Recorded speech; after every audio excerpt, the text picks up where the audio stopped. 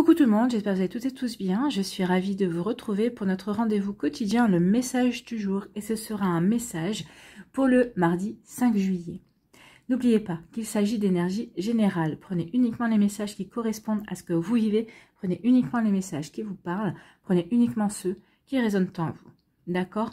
Comme d'habitude, 3 choix. Donc choix numéro 1, ce sera l'éclair. L'éclair noir. Choix numéro 2, ce sera l'hippocampe, noir également. Et choix numéro 3, ce sera l'étoile noire. ça fait très Star Wars l'étoile noire. Donc nous travaillerons aujourd'hui avec les cartes de l'oracle d'Halloween. Je viens de le recevoir, donc j'avais envie de le découvrir avec vous. Regardez un petit peu de quoi cela parle. Quel message cet oracle a à nous transmettre également en fonction du choix. Donc j'irai vous lire le message de la carte qui se trouve à l'intérieur du livret. N'hésitez pas à mettre la vidéo sur pause si vous avez besoin d'un temps supplémentaire pour pouvoir vous concentrer et faire votre choix. Et nous allons aller voir tout de suite quels sont les messages pour le choix numéro 1.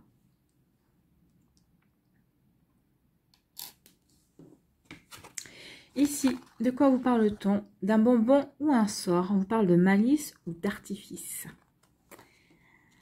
La malice, c'est plus la manipulation. L'artifice, c'est plus le côté espiègle. C'est le côté humour, peut-être un petit peu enfantin également.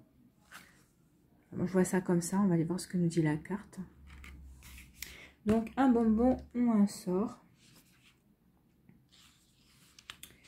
Donc, on nous dit ici, rôdant et marchant d'un pas pesant, des corbeilles pour mendier, des sucreries, les yeux brillants, des visages et des corps qui ne sont plus de mise, riant aux éclats, squelettes et coffrets pour friandises.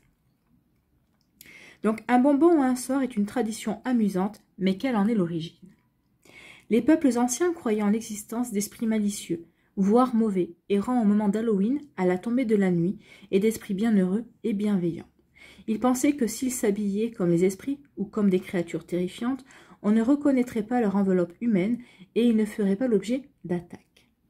L'idée de semer, en tant que membre de ce groupe d'esprits, quelques miettes de chaos faisait partie intégrante du processus d'imitation et des plaisirs de la nuit. Dans la Grande-Bretagne médiévale, Dans la Grande-Bretagne médiévale, cette pratique était désignée, fort à propos, par le terme « sowling », désignant l'échange d'un gâteau contre des prières pour les âmes des morts. Vous avez vu ce superbe accent anglais? Souling, je ne sais pas comment on dit, comment on prononce. Donc ça vient de soul, c'est l'âme. Hein. Donc aujourd'hui, l'épisode « Un bonbon ou un sort » constitue un événement de tout premier plan. Les gens consacrent beaucoup de temps, d'argent et d'efforts à se déguiser en créatures plus terrifiantes les unes que les autres, et ce phénomène s'est même étendu à l'envie de se travestir à l'effigie de nos célébrités préférées et d'idoles de la culture pop. Nous privilégions la distribution de bonbons d'une variété ahurissante et remisons en placard les pommes d'amour et barmbrax traditionnels.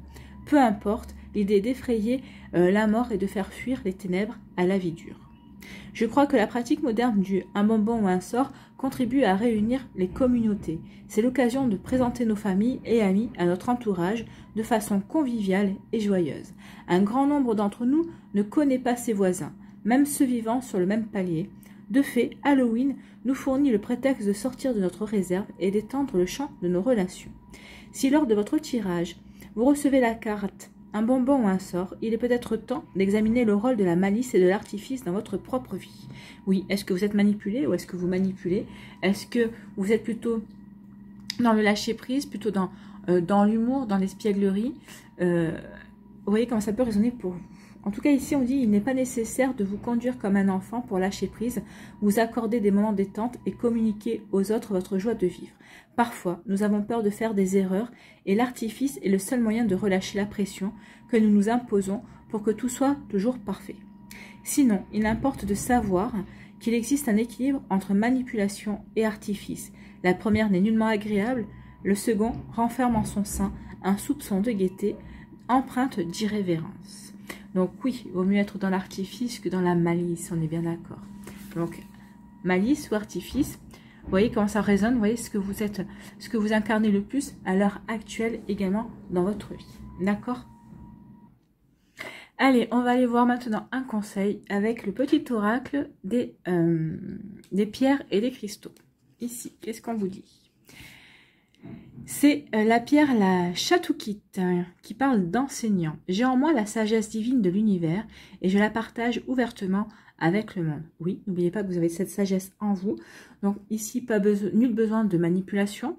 Soyez plutôt dans l'humour, soyez plutôt dans l'ouverture, soyez plutôt dans le lâcher prise également. Donc ici, oui, montrez aux autres votre sagesse. Enseignez-leur votre sagesse, enseignez-leur aussi votre joie de vivre et aussi le fait d'être plutôt dans l'humour et que dans la malice. Que vous êtes plutôt dans l'artifice plutôt que dans la manipulation. D'accord? Vous voyez comme ça peut résonner pour vous. Voilà pour vous qui avez fait le choix numéro 1. J'espère que ça vous parlera, j'espère que ça vous aidera, j'espère que ça vous éclairera surtout et que ça va vous inspirer pour la suite de votre mardi. N'oubliez pas de liker, de partager et de vous abonner à la chaîne si ce n'est pas encore fait. Je vous souhaite un très joli mardi. Prenez soin de vous, je vous embrasse et je vous dis à une prochaine vidéo. Bye bye.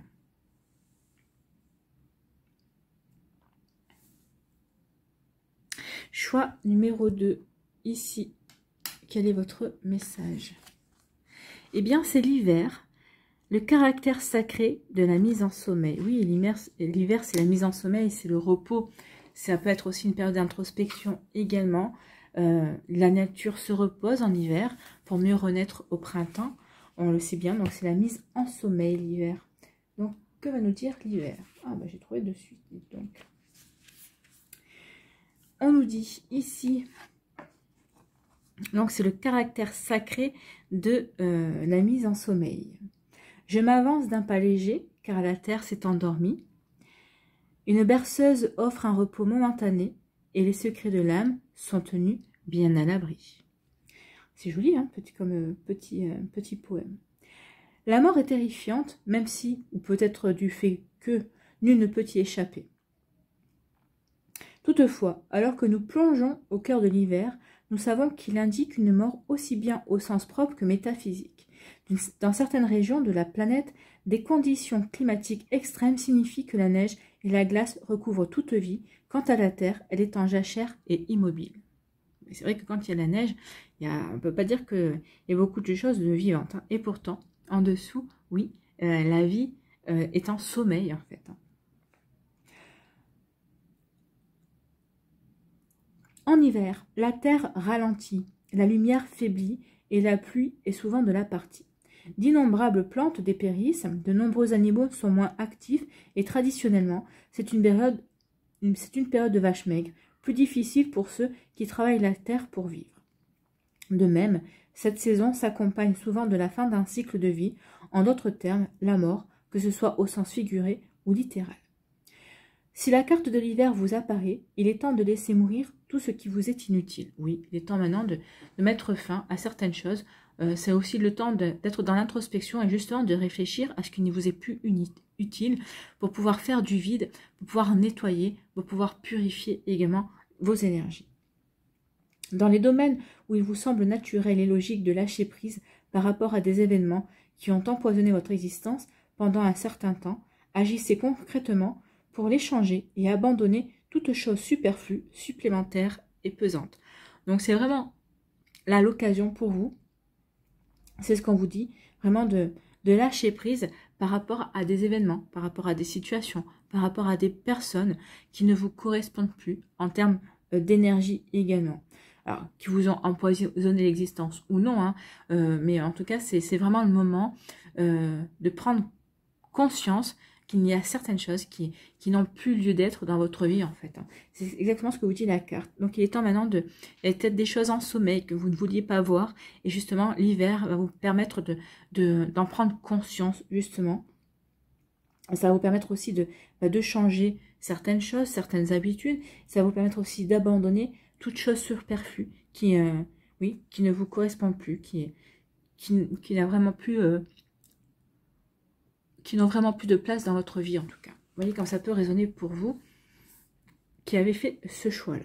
Allez, on va aller voir ici quel est votre message, quel est votre conseil avec le petit oracle des pierres et des cristaux. Eh bien, c'est l'aigle marine qui vous parle de communication. Je communique avec aisance et grâce, oui. Communiquer justement le fait que maintenant, peut-être communiquer avec l'univers, communiquer avec vos guides, communiquer avec vous-même, peut-être communiquer avec des personnes qui sont proches dans votre vie et qui sont toujours dans vos vibrations, qu'il est temps maintenant pour vous, justement, de laisser aller ce qui n'est plus, de laisser aller ce qui ne vous convient plus, de laisser aller des énergies qui ne vibrent plus avec vous, en tout cas, qui ne sont plus dans les mêmes vibrations que vous. Vous voyez comment ça peut résonner pour vous, vous voyez comment ça peut vous parler. Voilà pour vous qui avez fait le choix numéro 3, j'espère que ça vous aidera, j'espère que ça vous éclairera, j'espère que ça va vous inspirer également pour la suite de votre mardi et des jours qui vont suivre, bien évidemment. N'oubliez pas de liker, de partager et de vous abonner à la chaîne si ce n'est pas encore fait. Je vous souhaite un très joli mardi, prenez soin de vous, je vous embrasse et je vous dis à une prochaine vidéo, bye bye.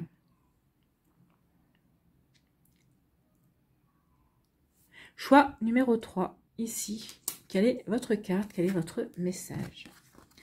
Eh bien, on vous parle de la lampe. On vous parle de souvenir. Le souvenir avec la lampe. Est-ce qu'il y a des souvenirs que vous devez mettre encore en lumière? Ou est-ce qu'il y a encore des souvenirs qui sont encore sous les feux de la lampe, en tout cas? Donc, la lampe.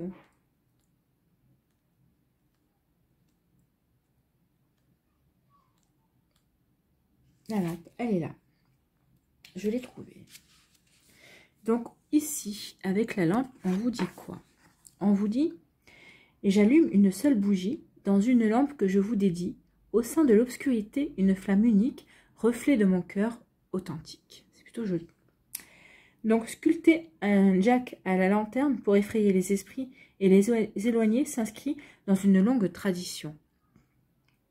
Or, allumer une bougie ou une lampe pendant la nuit d'Halloween et la laisser sur le rebord d'une fenêtre en guise de témoignage d'affection afin de guider les défunts vers leur dernière demeure est une tradition remontant à des temps encore plus anciens.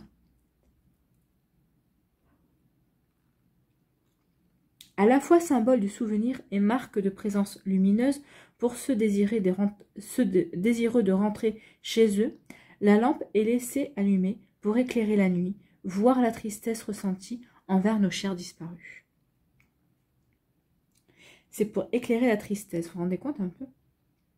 Donc cette carte nous rappelle une vérité. Se souvenir des défunts, en célébrant leur vie plutôt qu'en pleurant leur mort, s'inscrit dans une démarche positive. Oui, c'est vrai que l'on pleure quand on perd un défunt, mais ce qu'il faudrait que l'on comprenne, c'est qu'il faut célébrer ces personnes, déjà quand elles sont vivantes, pour ne pas avoir le regret de dire si j'avais su, j'en aurais profité plus. Non, il faut célébrer les personnes quand elles sont vivantes, mais surtout dire merci, se réjouir de les avoir connues en fait. C'est pour être dans une démarche vraiment positive et célébrer le fait qu'ils ont vécu, célébrer leur vie, célébrer ce qu'ils ont fait de leur vivant également. Donc, se souvenir des défunts en célébrant leur vie, plutôt qu'en pleurant leur départ, s'inscrit dans une démarche positive. De même, elle est porteuse d'inestimables leçons par rapport aux personnes avec lesquelles nous entretenions des relations difficiles, voire que nous n'aimions pas. Parfois, nous tirons davantage d'enseignements de notre ennemi juré que de nos amis. Oui, c'est vrai que parfois, ce sont souvent nos ennemis, les personnes que nous n'aimons pas, qui nous enseignent une leçon, qui nous permettent de progresser, qui nous permettent d'avoir des compréhensions, en tout cas qui peuvent déclencher un déclic à l'intérieur de nous et nous faire prendre conscience de telle ou telle chose, en tout cas. Donc, parfois, nous tirons davantage d'enseignements de notre ennemi juré que de nos amis. Ainsi, l'obscurité peut illuminer nos forces et nos véritables valeurs, nous permettant de les vivre en toute transparence et plénitude. Donc ici, on dit que c'est vrai que l'obscurité peut mettre justement en valeur, peut juste mettre en lumière nos qualités, nos véritables valeurs, nos véritables aussi possibilités d'action, nos qualités également, pour pouvoir les vivre pleinement. Bah oui, à partir du moment où on prend conscience de nos qualités, de notre valeur, bah forcément, on va pouvoir se servir de ces qualités. Ces qualités sont mises en valeur, sont mises en lumière, et cela va nous permettre d'avancer, et bah ça nous éclaire sur nos possibilités d'action également. C'est plutôt un joli message. Ici, quel est notre conseil avec ce petit message, avec le petit oracle des pierres et des cristaux? Eh bien, c'est le cristal d'éveil. On parle d'éveil de l'âme. Je m'éveille à ma véritable essence. Oui, votre véritable essence est mise en lumière par la lampe. Donc, je m'éveille à ma véritable essence et j'incarne pleinement la vibration de mon âme. Bah oui, à partir du moment où vous prenez conscience de qui vous êtes et de ce qui est mis en valeur, de ce que vous devez mettre en valeur dans votre caractère, dans vos qualités également, bah forcément, vous allez pouvoir vous incarner véritablement et faire vibrer votre âme également, faire vibrer vos belles qualités. Voilà pour vous qui avez choisi le choix numéro 3. J'espère que ça vous parlera, j'espère que ça vous aidera, j'espère que ça vous éclairera surtout et que ça va vous inspirer pour la suite de votre mardi et des jours qui vont suivre, bien évidemment. N'oubliez pas de liker, de partager et de vous abonner à la chaîne si ce n'est pas encore fait. Je vous souhaite un très joli mardi. Prenez soin de vous, je vous embrasse et je vous dis à une prochaine vidéo. Bye bye.